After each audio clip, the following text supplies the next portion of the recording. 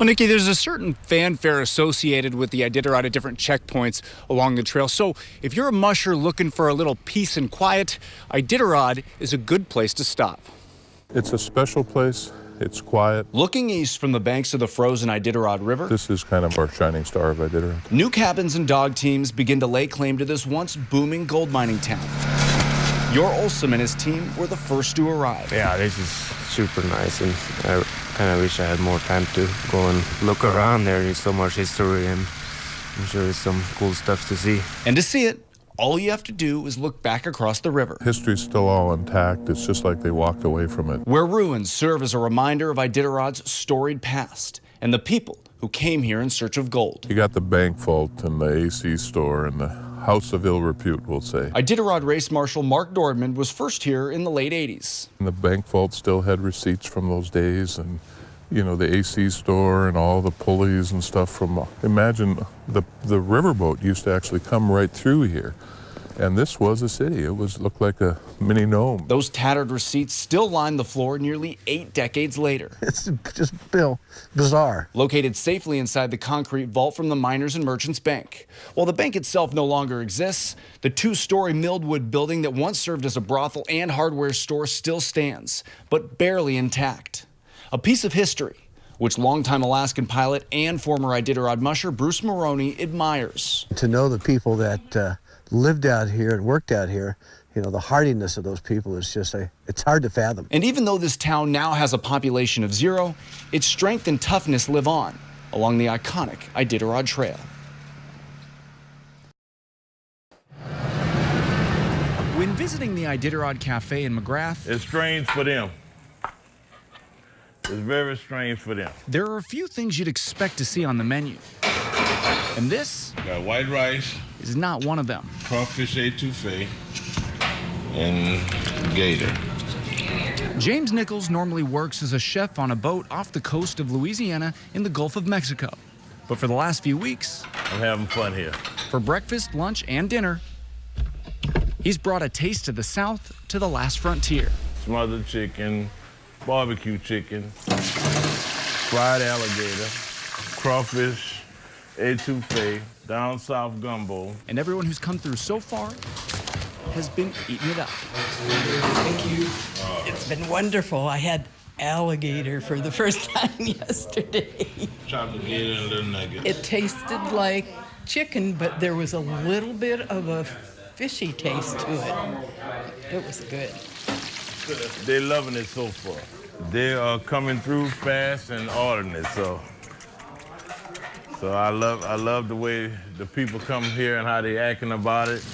And while salmon, caribou, and moose remain a staple of the Alaskan diet, here in McGrath, for at least a little while, Fried gator. it's all about the gator and crawfish.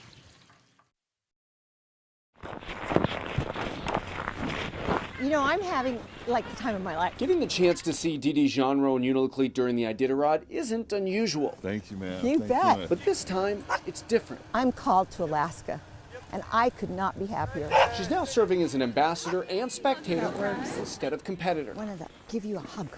Good job. Since 1980, She's the queen of the Dalzell Gorge. One last time. Didi Genro is at Iditarod 46. Didi Genro started 36 Iditarods, finished 32, and cracked the top 10 16 times. I had been involved in every Iditarod except 10, and, you know, there's been some of them that have been amazing and some of them that have been amazingly difficult. Genro says this year's race falls into that amazingly difficult category. Soaking wet and recognizing her health was beginning to fail, she pulled the plug at the Rainy Pass checkpoint. I went to dry out, and I was actually a lot more dehydrated than I thought I was. And I was kind of slurring my words, and it became apparent that fluids taken orally weren't going to really be enough. And at that point, I made a call that, you know, I was going to withdraw from the race and I was going to accept IV fluids. While she says the fluids helped, she became violently ill with a stomach bug a short time later. recognizing that continuing on would have likely put her and her team at risk. She's since recovered and is now spending some time in Unalakleet, her home away from home, and the people here are thrilled she's back. We are very, very proud to be hosting this. Holding an appreciation ceremony for the iconic musher. None has been as special as Dee Dee has to the community of Unalakleet. It was meant so much to Alaska, and in particular, this community. If anything, I just want to encourage them in what sometimes could be a discouraging setting, and because there's no place on earth I'd rather be. Good. I love this. Sharing memories, taking pictures, and simply spending time with people. Really special. Whose lives she touched. Cute. That is so cute. Yeah. From start to finish. Good girls, all right. That's a fast duck team. All I did at safety is say, home, home, home, and they went. Nicholas Petit and his team looked like the team to beat. And if it wasn't for one mistake... We have to have a major problem in order to not get to a finish line first. It might have been Petit celebrating his first Iditarod championship. Welcome to Nome. Instead, he's left wondering what could have been moments after claiming second place. I got to the place on the GPS, it says there's a trail, but I did loops and there's no trail where there's a trail on the GPS. So then I turned him around, G'd him around, and potted him around, and went back where not the same path, but same direction I came from. Along the trail from Anchorage to Nome, trail markers like the one you see here are put in place to keep mushers going in the right direction. But along Norton Sound, in an area known for harsh storms and ground blizzards, Petit says those trail markers were few and far in between. Adding to the challenge, it was a different trail than mushers had traveled before. This year we had to go ahead and go in closer to shore. And so it's a newer trail, hasn't been used as much as the normal rural highway across the CS. Eventually I saw a trail marker, got on that trail, and this is how few trail markers there were. I get back on that trail.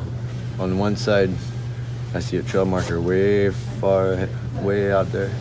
On the other side, you don't see one.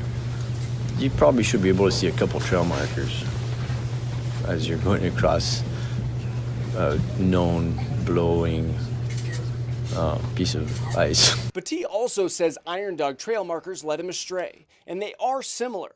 Here's a look at trail markers used by Iron Dog racers a week before the Iditarod. The only difference, these blue tags attached to the top. But despite the potential confusion, Iditarod race marshal Mark Nordman says he doesn't see making any changes to the trail marking system moving forward. In this case, when Nick did get off the trail, I know that he didn't see an Iditarod marker for a long time. And normally, no blame on Nick whatsoever. But normally, if you don't see that confirmation marker, you'd either be turning around. Well, Nordman says Petit has moved past the incident that might have cost him an Iditarod title. In the chute on Wednesday, as Jesse Holmes finished his Rookie of the Year run, Life, Seth Olsom, and Petit were there to congratulate him. And while our camera couldn't hear their discussion, one of our crew members did, saying Petit was trying to drum up support to increase the number of trail markers used on the trail for next year's race. The pack of up-and-coming mushers is as strong as it's ever been, and it's starting to get the attention of some of the veterans in the sport. Jesse Holmes, Rookie of the Year. Oh gosh, you know, like I was just talking with some of the other mushers inside, and we're always like, man, there's so many good teams around, and there's just, like, every year there seems like there's more and more good teams, and it's harder and harder to stay in front of them, and it is, you know, I mean, sometimes that pack is just pushing you all the time, and it is a tight pack. I am blown away by the depth in the mushers and the incredible teams, and you know, it's pretty much my life, and yet there are guys out there I don't really even know. Where the hell do you get your dogs? I know it was not a mirage. I know it was not a imagination. It was somebody holy smoke! It was like, yeah, I used to do that, but now I can't do that anymore. I mean, we helped mature the sport. You know, I say we trained the animals and now we can't ride them. You know, we helped create the genetic machines that are up front, and now we can't hold on. Congratulations to UR and to Nick, and I'm happy where I am. I think we did the best we could with a team that I'm proud of. All right. Thank you. You are officially in position number 3. I got to talk with Nick some, and of course UR, and you know, I think we're all good racing you. Better friends than ever after having competed as hard as we possibly could against each other. So that's how it works out on the trail. While many of the legends of the sport will be back next year, the future of mushing seems to be in good hands, and there's no doubt that this up-and-coming pack is already thinking about ways to improve their time for next year's race. Reporting from Nome, Blake Essig, Channel 2 News. Hi!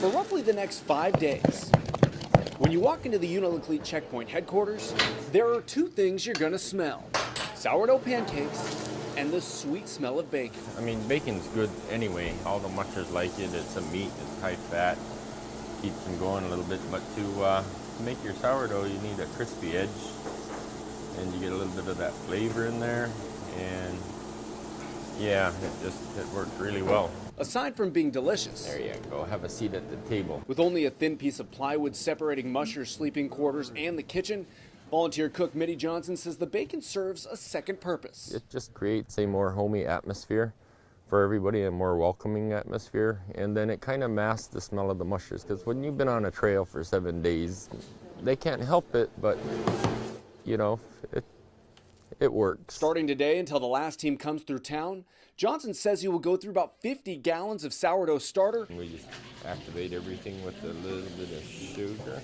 And hundreds of pounds of bacon. Jack, want to be the tester? Feeding mushers, volunteers, and anybody who's hungry. Just outside, the calm before the chaos. Team supplies have been lined up and volunteers continue unloading mushers' lighter kicking sleds that have been sent up to deal with the harder packed trail from Uniloclete to Nome. And we've all heard the saying, there's no such thing as a stupid question. Well, apparently when it comes to the Iditarod and the reporters who cover it, all bets are off. One of those reporters, Channel 2's Blake Essig, is live in Nome. He spent the last 9 days on the trail talking to mushers about some of the stupid things they've been asked. Hi, Blake. For the record, Nikki, I did do more than just ask mushers stupid questions on the trail this year. Not many other things, but other things. So anyways, here are a few of my favorite responses. That's a hard question to answer, I think. They're countless. I don't know.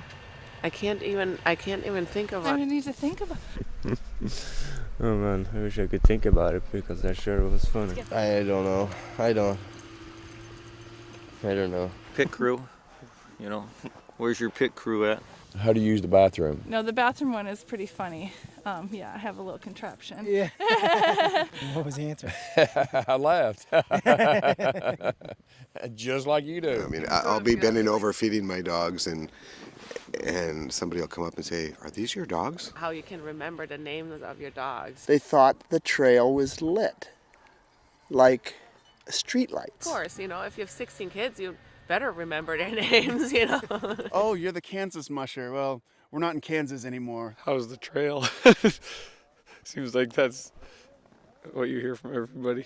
Is this your first time? And what is it like to be a girl on the trail? Maybe that one. Yeah. How do you answer that? I've never been a guy on the trail. I'm only a girl, so I can't compare that to anything else. Blake Essig has never asked me a dumb question, and that's saying something because he's asked me a lot over the years. Why do you do this? That's not a stupid question, but it's a hard one. What are my expectations? My expectations are to somehow figure out how to catch those teams in front of me and beat them. Asking me if it's different to be a guy, I don't know. Ask Mitch if it's different if he were a girl. Try again one more time because you've had a lot of time on the trail to think about this. And the dumbest question. You got one yet? Dumbest question. No. I guess I'm gonna go and eat.